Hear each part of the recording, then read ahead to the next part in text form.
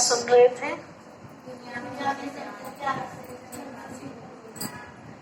और दुनिया कैसे चल रही है? बिना प्यार की उल्टा चल रही है ना? इसीलिए दुनिया गिरावटी की तरफ है। आपने देखा होगा, जिस परिवार में प्यार होता है वो परिवार हमेशा तरक्की को प्राप्त करता है, और जिस परिवार में प्यार नहीं होता, अकेले अकेले अकेले करते रहते हैं काम, तो वो इतनी तरक्की नहीं पाते। जैसे झाड़ू की एक सीख कैसे सफाई करेगी? नहीं हो पाएगी ना? हो तो जाएगी लेकिन नाम चलाओ। लेकिन जब कई सारी सीखों को हम जोड़ देते हैं तो कितना भी बड़ा किचड़ा उसको भी धकेल देती है। तो ऐसे ही हम एक एक मेहनत करते हैं कुछ बनने के लिए, एक साथ नहीं करते, एक एक करते हैं, तो मेहनत ज्यादा और सफलता कम मिलती है। ऐसे परमात्मा पिता शिव बाबा को भी हम सब याद तो करते हैं, लेकिन एक ही संकल्प से याद नहीं करते। अलग अलग सबकी सोच होती है। अगर एक सोच के हिसाब से सब याद करें तो उसमें प्राप्ति ज्यादा होती है। जैसे समझो, एक लकड़ी जलती है तो उसको जला के रखने के लिए कितना अटेंशन रखना पड़ता है कि ये बुझ ना जाए, ये बुझ ना जाए। लेकिन 10 लकड़ियों को इकट्ठा जलाओ तो अटेंशन रखने की जरूरत नहीं पड़ती, एक दूसरे के सहारे से वो जलती रहती है। ऐसे ही परमात्मा पिता को याद करने के लिए अगर हमें संगठन का सहयोग मिल जाता है तो योग लगाने की जरूरत नहीं पड़ती, ऑटोमेटिक योग लग जाता है। समझो, आप अपने घर में एक अकेले पूजा करने वाले हैं, बाकी सब हल्ला मचाने वाले हैं उस समय, तो उस समय ध्यान अच्छा लगेगा या सारे के सारे बैठ जाए 10 मिनट के लिए, उस समय अच्छा लगेगा? तो सारे एक साथ बैठ जाए, है ना? बाई चांस अगर मेरा मन भटक भी रहा है उस समय, लेकिन दूसरों का मन तो लगा हुआ है ना ईश्वर में, तो उनकी जो पॉजिटिव वाइब्रेशन निकलते हैं, तो वो पॉजिटिव वाइब्रेशन के अंदर मेरे निगेटिव वाइब्रेशन रुक ही नहीं सकते, खत्म हो जाएंगे।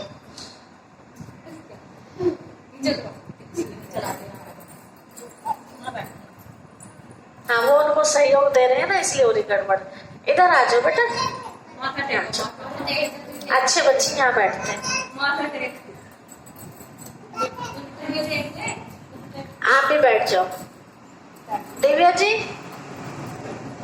दिव्या जी, आवाज आ रही है? दिव्या जी, ओम शांति, ओम शांति।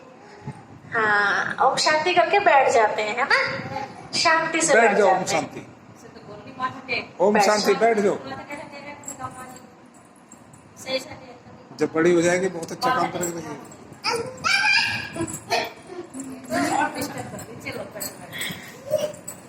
अच्छे बच्चे शांति से बैठते हैं, है ना? अच्छे बच्चे हैं ना? आप भी बैठना शांति से, है ना? अच्छे बच्चे हो ना? तो आज हम आपको क्या बताने वाले हैं? कल का याद है क्या बताया था कल? 84 जन्म कितने होते हैं? ज्यादा से ज्यादा 84, और कम से कम 1 जन्म, है ना? ज्यादा ज्यादा, क्योंकि जब सृष्टि चालू हुई तो शुरू में जो आत्मा उतर के आई धरती पर, जो एक बार उतर के, जब तक ये नाटक खत्म नहीं होगा सृष्टि का, तब तक वो ऊपर जा नहीं सकती। यहीं पर उसको जन्म मरण के चक्र में घूमना है। बिल्कुल खत्म हो जाएगा नाटक, तब सब आत्माएं परम धाम जाएंगी। नाटक में हम सब देखते हैं, सारे एक्टर एक साथ स्टेज पर नहीं आते ना, धीरे धीरे धीरे धीरे बढ़ते जाते हैं। जब सारे एक्टर स्टेज पर आ जाते हैं उस समय नाटक समाप्त हो जाता है। तो ऐसे अब सभी आत्माएं परम धाम से सृष्टि पर आ चुकी हैं। अब सभी का वापस जाने का टाइम आ चुका है। परिवर्तन ये एक नियम है। अगर हम चाहे कि नहीं ऐसा ना हो तो हो सकता है। सवेरे का टाइम में बहुत अच्छी ठंडी हवा चल रही है, बड़ा अच्छा अनुभव हो रहा है, और अब चाहे भगवान जी दोपहर नहीं आनी चाहिए, बहुत गर्मी होती है, दोपहर ना आवे, ये हो सकता है? हो ही नहीं सकता। समय के अनुसार दोपहर को आना ही है। अब उस गर्मी से कैसे बचना है ये हमें उपाय करना होगा। ठीक है, हमारे पास काम बहुत ज्यादा है और वो काम खत्म नहीं हुआ और हम खत्म करना चाह रहे हैं, और हम कहे शिव बाबा अभी अंधेरा नहीं होना चाहिए, अभी दिन छिपना नहीं चाहिए, तो ये संभव है? वो तो अपने टाइम पर ही छिपेगा ना, हमारा काम खत्म हो या ना हो। मुझे बहुत गहरी नींद आ रही है और मैं सोचो शिव बाबा अभी दिन नहीं निकलना चाहिए, ये हो सकता है? तो कुछ चीजें ऐसी हैं जो हम चाह के भी उसका परिवर्तन नहीं कर पाते, उसमें हमें खुद को ही परिवर्तन करना पड़ता। मुझे अंधेरा चाहिए तो मैं कमरे में पैक हो जाऊं, आंखों पर काली पट्टी बांध लो तो मेरे तो रात हो गई। बारे धूप में बाहर लेटे बिल्कुल पैक कर दे आंखें तो रात हो गई ना। तो किसके हाथ में? दूसरे को नहीं चेंज, हम सूरज को नहीं चेंज कर सकते लेकिन अपने को तो चेंज कर सकते हैं। तो ऐसे अब सत्युग लाने वाले हैं हम सब, तो हमें दूसरे के नहीं देखना किसने तो बुराई खत्म की नहीं, ये भी तो ज्ञान सुनती है, ये भी तो सुनती है, और मैंने अगर बुराई खत्म कर दी तो कौन सा सत्युग आ जाएगा? ये जो सोच है ना, यही सत्युग लाने में देरी कर रहा है। लेकिन देर किसके लिए हो रही? हमारे लिए। सत्युग अपने समय पर आ जाएगा, लेकिन नुकसान किसका होगा? हमारा अपना होगा, है ना? क्यों अपना होगा? क्योंकि जिन्होंने मेहनत करनी थी उन्होंने तो मेहनत की, और मेहनत के हिसाब से वो सत्युग में ऊंच पद पालेंगे और हम देखते रह जाएंगे। थोड़ी मेहनत की तो छोटा मोटा पद पाएंगे, है ना? इसके ऊपर एक कहानी है कि जो जैसा सोचता है दूसरे के ऊपर टाल देता है तो नतीजा क्या निकलता है। बताते हैं कि एक बार किसी गांव के अंदर काल पड़ा हुआ था, सब परेशान थे। काल समझते हैं?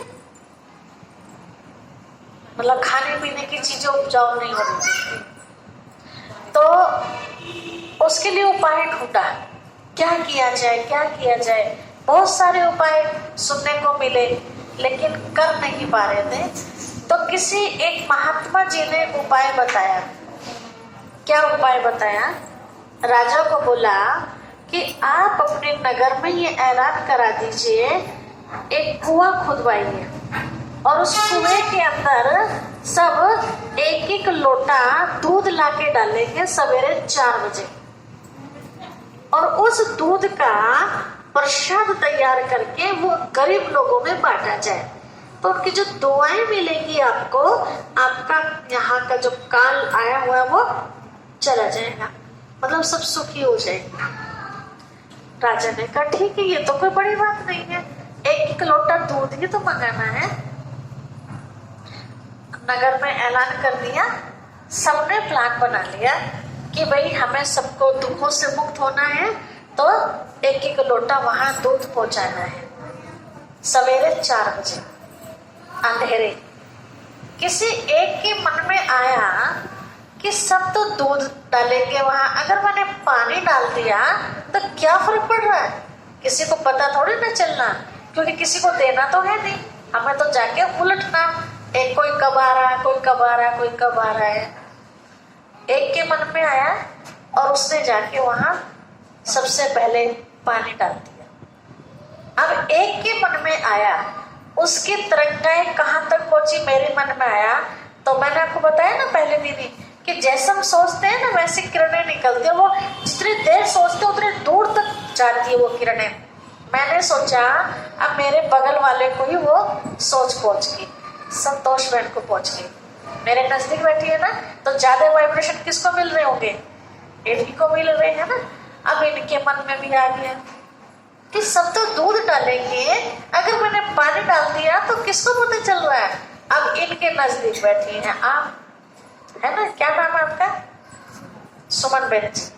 अब सुमन बहन जी के मन में भी ऐसा आ गया, फिर पता चला खुशी के मन में भी आ गया, ऐसे सबके पास वो लहर फैल गई। सवेरा हुआ, सब दूध के बदले अपने लोटे में पानी लेके चले गए, डाल दिया, अंधेरा था।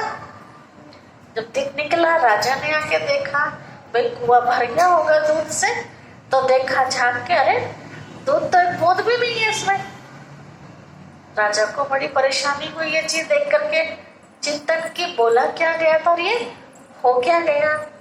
अब ये बात राज दरबार में रखी गई, पूछा गया कि भाई सबसे पहले किसने पानी डाला, तो बात फैलते फैलते फैलते फैलते उस व्यक्ति तक पहुंच गई। उस व्यक्ति को वहां हाजिर किया गया, जिसका पता चला, तो कहा महाराज मैंने ये सोचा था कि सब तो दूध डालेंगे और मैंने पानी डाल दिया तो क्या फर्क पड़ रहा है। तो एक की सोच ने सबकी सोच को चेंज कर दिया, है ना। तो ऐसे यहाँ हम सतयुग लाने में देरी क्यों कर रहे हैं, हमारी सोच हमारे कंट्रोल में नहीं है, या अपनी सोच पर हमें भरोसा नहीं है, अपने कर्म पर, है ना। क्या हम सोचते हैं हम पूजा पाठ कर तो रहे हैं, हम ज्ञान सुन तो रहे हैं, पता नहीं फायदा होगा भी या नहीं, है ना। डॉक्टर के पास जाते हैं, दवाई में भी हमें वही शक रहता है, दवाई दे तो रहे हैं डॉक्टर, पहली बार हम इसके पास आए हैं, पता नहीं फायदा होगा या नहीं, तो होगा फायदा। नेगेटिव सोच चल गई ना, तो चीज तो हमें पॉजिटिव मिल रही है, अच्छी मिल रही है, लेकिन सोच उसके अंदर खतरनाक पड़ गई, तो वो खतरनाक सोच हमें फायदा नहीं होने देती। तो अब हमें करना है फायदा, तो फायदे के लिए हमें क्या करना है।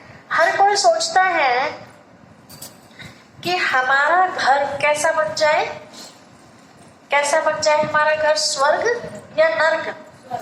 सभी स्वर्ग बनाना चाहते हैं, तो स्वर्ग बनाने के लिए मनुष्य क्या करते हैं। आज भी हम गए थे किसी के पास, तो उनका बहुत बड़ा मकान है, कितने में लिया उन्होंने, कितने रुपए में लिया, 1,65,00,000 में। 1,65,00,000 रुपए। आपके लावड़ में है वो मकान।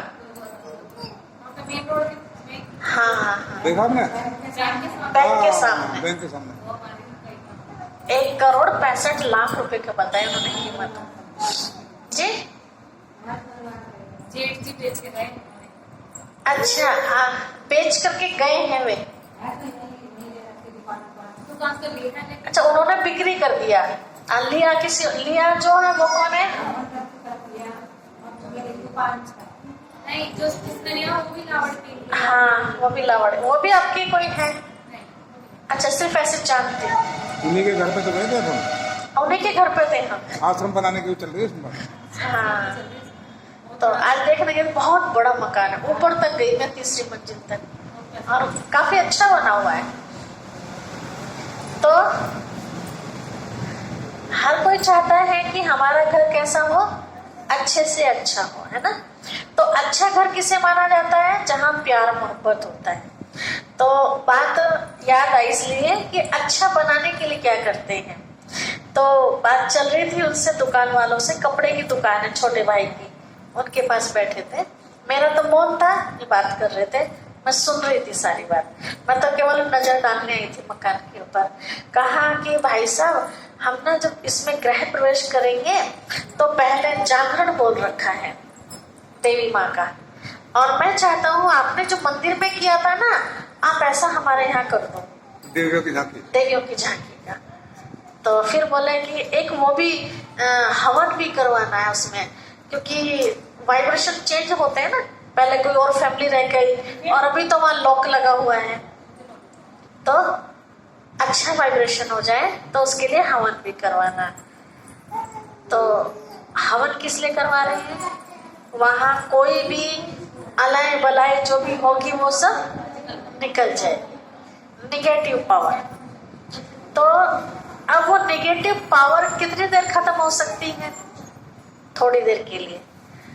नेगेटिव पावर खत्म करने के लिए, अलाय बलाय खत्म करने के लिए आपने हवन कर दिया, ठीक है, थोड़ी देर के लिए वो भाग गए, लेकिन उस मकान में रहने वाले अगर नेगेटिव है तो दोबारा आ जाएगी वो चीज, तो है ना। लेकिन पता चला कि वो परिवार बहुत अच्छा है, बीड़ी सिगरेट वगैरह या कुछ नहीं लेता, पूरे का पूरा परिवार बहुत अच्छा है, खान पीन में बहुत ज्यादा सख्ताई है, घर में भी कहीं रिश्तेदारी में भी जाते हैं तो बहुत अपने आप को बचा के रखते हैं। यही बातचीत वहां चल रही थी सारी हमारी। तो अब वो हमेशा के लिए हमारा घर अच्छा हो जाए, तो उसके लिए शिव बाबा में बताते हैं, बच्चे देखो आज तक हम हवन करते आए, हवन में कितना खर्चा करते आए, चाहे आप 6 महीने में कराओ, चाहे पूरे साल में एक बार कराओ, फिर दोबारा कराने की जरूरत पड़ती। शिव बाबा ने कहा बच्चे अगर अपने घर को नरक से स्वर्ग बनाना है तो इस तरह का हवन करो। ये क्या कर रहे हैं? ये योग अग्नि में अपने विकारों को सुहा कर रहे हैं। वो तिल जो आदि डालते हैं। शिव बाबा कहते हैं बच्चे काम विकार स्वाहा, क्रोध विकार स्वाहा, लोभ विकार स्वाहा। स्वाहा का मतलब खत्म, छोड़ना, है ना। तो स्थूल चीजों को छोड़ने के लिए नहीं कहा, अंदर जो गंदगी भरी है उनको छोड़ने के लिए कहा। तो उनको छोड़ेंगे तो हमारा घर नरक से स्वर्ग बन जाएगा। हमें कोई परिवार नहीं छोड़ना, कोई कपड़े नहीं छोड़ने, कोई मित्र संबंधी नहीं, कोई कामकाज नहीं छोड़ना, केवल उनको याद करना है। जब आप ध्यान लगाते हैं ना तो इस तरह का चित्र लाया करो। देखो शिव बाबा है ऊपर और शिव बाबा के किरण, हर एक का कनेक्शन जुड़ा हुआ है ना, ऐसे अपने ऊपर महसूस किया करो। मेरी बुद्धि शिव बाबा में लगी है, शिव बाबा से शक्ति निकल करके मेरे यहाँ आ रही है, आत्मा के अंदर घुस रही है शक्ति।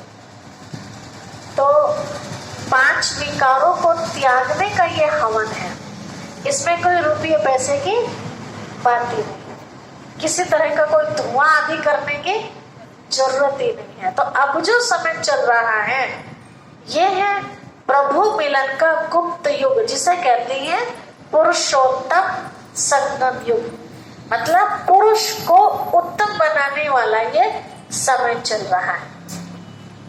अभी समय अगर हाथों से निकल गया तो फिर दोबारा आने वाला नहीं है, ठीक है।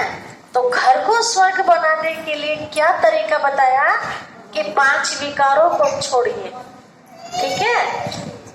5 विकारों को छोड़ने के लिए हमें समझ मिलती है किस तरह से छोड़ना है।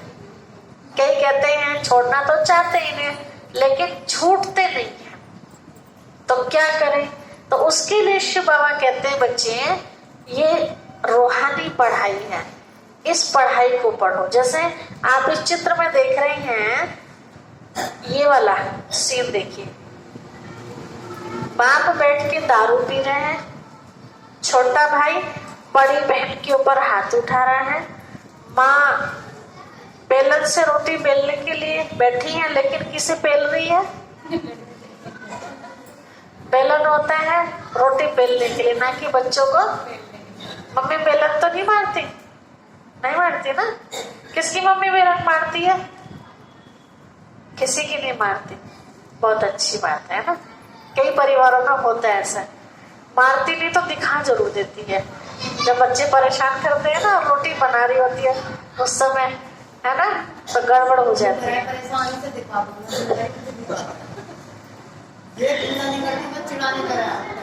हाँ, तो वो भी गलत है, ये संस्कार अच्छा थोड़ी है। हाँ बिल्कुल, लेकिन रोटी बनाने के समय डांटना, और भी तो टाइम है। स्कूल में ज्यादा परेशान करा, जूते पैर में खड़ी हो जाएगी, मम्मी ये पकड़ा दो, मम्मी ये पकड़ा दो। अच्छा, आपसे मांगा जाएगा सामान, हाँ गलत बात है। तो यहाँ हमें समझ मिलती है कि परिवार में कैसे रहना है। ये देख रहे हैं, ये दीदी ज्ञान सुना रही है दोनों को। जो दारू पीते थे वो भी आए और उनकी पत्नी भी आई। यहाँ शिव बाबा को कैसे याद किया जाता है वो तरीका बता दिया। अब जब शिव बाबा को याद करने का तरीका सीख लिया है, समझ मिल गई कि कौन से कर्म से स्वर्ग बनेगा, है ना, भरपूर रहेगा, तो टाइम पर ऑफिस में जाने से घर भरेगा या बैठ के दारू पीने से भरेगा। अब समझ मिल गई ना, टाइम पर खेत में पहुंचे, टाइम पर दुकान पर पहुंचे, ना कि इधर उधर अपना टाइम खराब करे।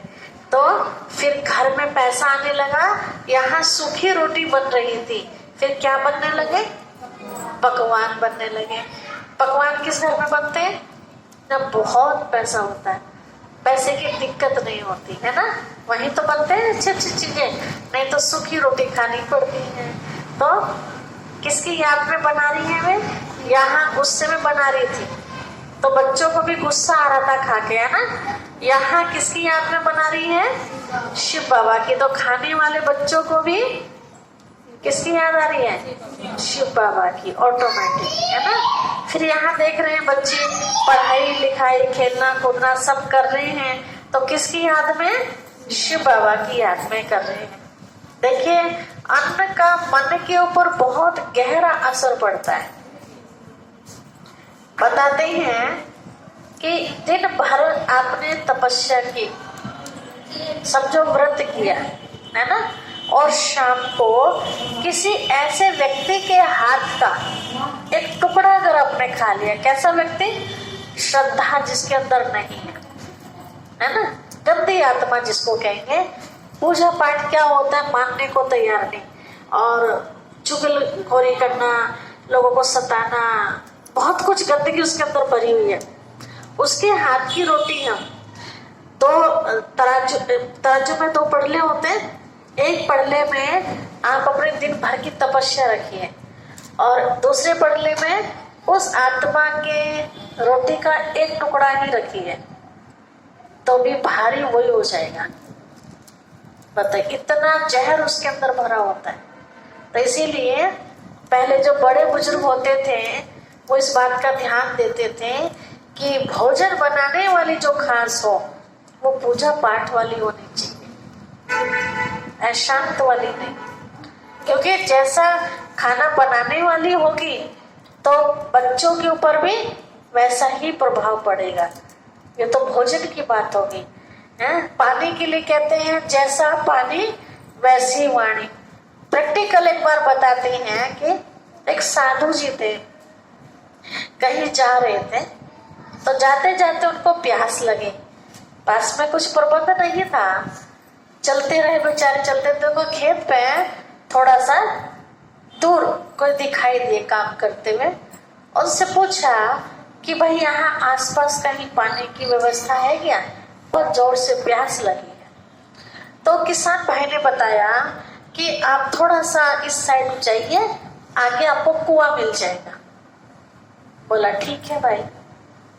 बेचारे वहां तक पहुंच गए, वो साधु जी, बहुत प्यास लगी थी, प्यास बुझा ली। जैसे वहां से थोड़ा सा आगे निकले, थोड़ा सा ही समझो जैसे यहाँ से रोड पे पहुंच गए, उनके मन में ख्याल आया कि मेरा भी बहुत लंबा सफर है, आगे पता नहीं पानी मिले ना मिले, तो क्यों ना मैं यहीं से पानी ले चलूं। वापस हटे और वो जो रस्सी थी वहां पानी खींचने वाली, वो रस्सी भी उठाई और वो छोटी सी बाल्टी थी वो भी लेके चल दी। क्या सोच के कि आगे कुआं भी मिल गया तो पता नहीं खींचने का प्रबंध होगा या नहीं होगा, तो अपने सुविधा के लिए उसको उठा के ले जाने लगे। चलते रहे 4-5 खेत परे निकल गए। तुरंत एकदम मन में ख्याल आया, हाथ में देखिए मैंने क्या किया, अब क्या ख्याल आया? हाँ, कि तो मैंने बहुत बड़ा पाप कर दिया। अब इस रास्ते पे जो भी आने वाले होंगे पीछे, उनको प्यास लगेगी, वो बेचारे पानी कैसे पिएंगे? ये तो बहुत बड़ी गड़बड़ होगी। और बहुत आगे निकल चुके थे। वहीं से कोई व्यक्ति जा रहा था निकल के, उससे पूछा साधु जी ने कि भाई आप कहाँ के हो? बोला मैं इसी एरिया का, बताइए सेवा। तो पूछा कि जो पीछे कुआं बना हुआ है ये किसने बनवाया था? कोई ना कोई तो निमित्त बनता है ना कुआं बनवाने के। तो पता चला कि कोई बहुत बड़ा डाकू था, उसने ये कुआं खुदवाया था। तुरंत उसके मन में ख्याल आया, और ये तो बहुत बड़ा पाप हो,